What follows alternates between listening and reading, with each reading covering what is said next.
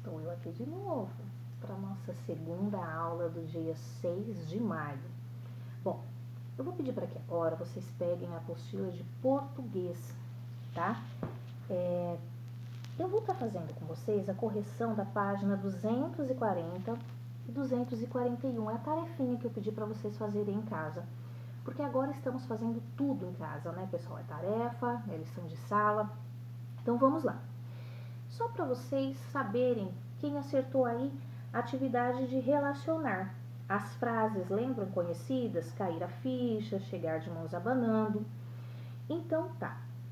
O primeiro número que ficou aqui, ó, no século XIX, muitos imigrantes saíram da Europa para morar no Brasil, é o número 2, chegar de mãos abanando.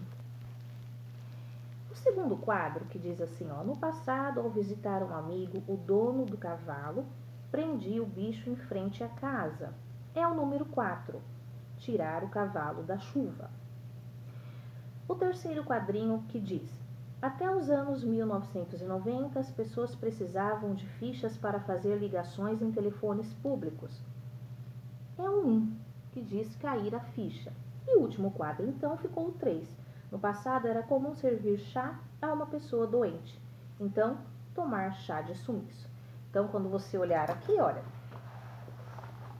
seu quadro tem que estar igual esse aqui meu, ó. Então, ficou nessa sequência. 2, 4, 1 e 3. Se você acertou, pega um lápis, uma caneta, um lápis de cor da sua preferência e coloca um certinho aqui pra mim, tá bom? Agora vamos fazer a correção da segunda parte da tarefa, né?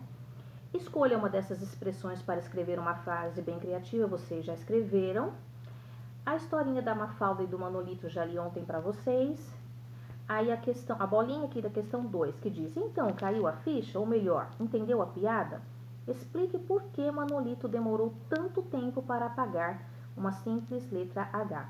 Ele demorou muito tempo porque a letra dele era muito grande. Por isso ele ficou lá um tempão apagando com a borracha, tá? É só isso mesmo, porque a letra dele era muito grande. Questão 3. Para terminar, mais uma piadinha. Nesta, a pontuação fica por sua conta. Então, quando alguém vai falar, lembram-se, a professora já explicou, nós usamos o travessão. Então, é o primeiro quadrinho. Rodrigo, onde fica a América? Ele está perguntando. Então, ponto de interrogação no segundo quadrinho. Pergunta-lhe o professor. Ponto final, porque ali ninguém vai falar. Na segunda linha. E o aluno responde apontando no mapa. Ele está apontando, então vai citar alguma coisa. 2 pontos. Alguém vai falar, então, travessão. Muito bem. Ponto de exclamação ou ponto final, aqui depende da entonação que você der para a frase. E quem descobriu a América? Pedro. Estou perguntando, então é um ponto de interrogação. E o garoto de bate-pronto responde. 2 pontos, porque alguém vai falar. A última frase, travessão, porque o Rodrigo, professor. Então, o garoto respondeu, então, antes do Rodrigo tem o travessão, o Rodrigo, professor. Como ele falou todo animado, colocamos ali um ponto de exclamação, tá? Ó, o texto diz que o garoto respondeu a pergunta de bate-pronto. Que jeito de responder é esse? Ele respondeu rapidamente, assim, respondeu na lata, como a gente fala, né? Respondeu sem pensar, com certeza, do que ele estava falando, tá bom? Aí agora vem a lição que eu vou deixar hoje para vocês fazerem em casa. Como vocês têm um questionário de geografia muito extenso, eu vou deixar para vocês fazerem para mim apenas a lição de casa 13, tá? Que é da página 242. Eu não vou poder mostrar, senão vocês vão ver a resposta. E eu não vou dar a resposta para vocês. Acharam que eu ia mostrar, né? Mas não vou mostrar, não. Página 242, a lição de casa 13. Já tá aí na página comigo? 242. Vamos lá. Vocês têm um quadro, um diagrama aqui, ó. Encontre no diagrama 10 palavras de nossa língua que tiveram origem em palavras estrangeiras, tá? Então, já logo na primeira linha eu vou dar uma dica, tem uma palavra aí, a palavra iogurte. É uma palavra que nós usamos muito, mas que ela teve origem em outro local. E assim tem 10 palavras todas aqui dentro. Todas, tá? Tem algumas que nós usamos bastante, tem algumas que vocês não utilizam, tem até nome de uma doença que a gente às vezes pega na infância. Então, você procura aí. Procurou as 10 palavras? Eu, se fosse vocês, usaria uma cor para cada palavra, para você poder diferenciar, tá? Só uma dica, mas você pode fazer como você quiser, desde que seja com capricho. Achou as 10 palavras, não achou? Tá. Na questão 2, encontre a palavra secreta a partir das dicas dadas a seguir, tá? Então, dentro dessas palavras aqui, tem uma que ela é especial. Então, você tem que ler as coordenadas aqui do exercício 2 para você descobrir qual é a palavrinha aqui. Então, 1. A palavra secreta é uma das palavras localizadas no diagrama acima. A professora já falou, né? Tá.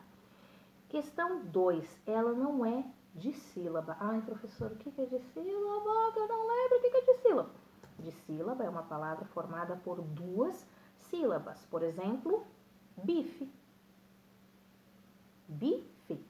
2 sílabas. Então, eu já sei que minha palavra é maior que isso. Ela tem mais sílabas. A coordenada 3. A primeira sílaba é formada por 2 letras. Ai, meu Deus, tem um monte aqui, né? Mas vamos ver. A questão 4, ela não é paroxítona, né, professora? O que é paroxítona? Lembra o que é paroxítona? Quando a nossa penúltima sílaba é a mais forte, é a tônica. Por exemplo, cabelo. Eu não falo cabelo. Eu não falo cabelo. Eu falo cabelo.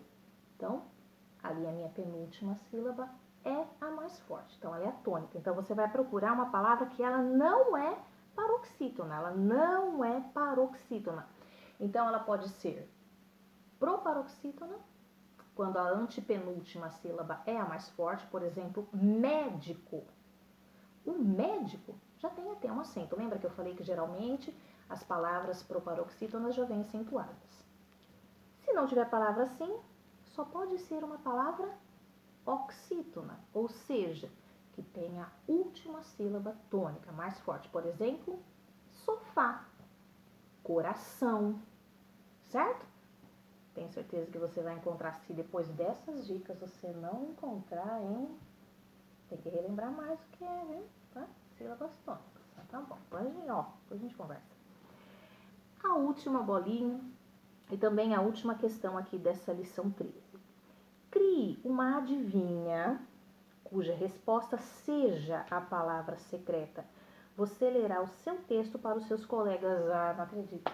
Nós não vamos poder ler. Não vamos poder compartilhar. Mas você tem que fazer um que é o que é. Igual lá. Cai em pé, corre deitado. Que é a chuva. Mas você vai fazer o que é com a palavrinha secreta. Já pensou se você erra a palavra? Mas vamos lá. Espero que você acerte. Porque tem várias dicas aqui. Eu já dei uma relembradinha aí em sílaba tônica, classificação das sílabas quanto ao número de sílabas de uma palavra. Então vamos lá. Olha que coisinha mais linda. Tá bom, pessoal? Hoje a nossa aula de português termina aqui. E amanhã eu volto com vocês para fazer a correção. Tá bom? Por enquanto é só. Beijo!